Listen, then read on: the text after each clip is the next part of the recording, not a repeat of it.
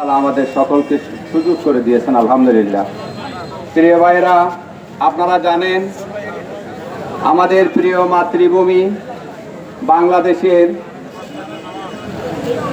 স্বাধীনতা ও সার্বভৌমত্বের অতন্ত্র প্রহরী শওকত সেই সেনাবাহিনীর 51 জন সেনা অফিসারকে আপনার হত্যার মধ্য দিয়ে আপনার ফ্যাসিজমের জন্ম হয়েছিল।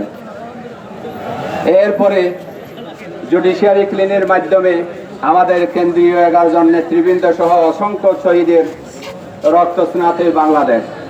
প্রিয় ভাইরা, হেফাজতে ইসলামের অসংখ্য নিরহ আলেম উলামাকে হত্যা দিয়ে এই ফ্যাসিজমের আপনার যাত্রা চলে আসছিল। দীর্ঘ সংগ্রামের মধ্য দিয়ে, জুলাই অভ্যুত্থানের মধ্য দিয়ে সেই ফ্যাসিজমের বিদায় হয়েছে।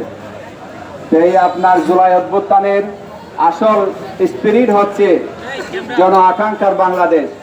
সেটা হচ্ছে কি, জন আকাঙ্ক্ষার যে বাংলাদেশ 18 কোটি মানুষ চায়, সেটা হচ্ছে দখল মুক্ত বাংলাদেশ, দালাল মুক্ত বাংলাদেশ, শোষণ মুক্ত বাংলাদেশ। সংগ্রামী ভাইয়েরা, আমরা জামাত ইসলামী বাংলাদেশ যতদিন নাই বাংলাদেশ শোষণ মুক্ত হবে না, সাদাবাজ মুক্ত হবে না এবং একটা কল্যাণ মুক্ত রাষ্ট্র প্রতিষ্ঠা করতে না পারবো, অতদিন পর্যন্ত আমাদের সংগ্রাম চলবে ইনশাআল্লাহ।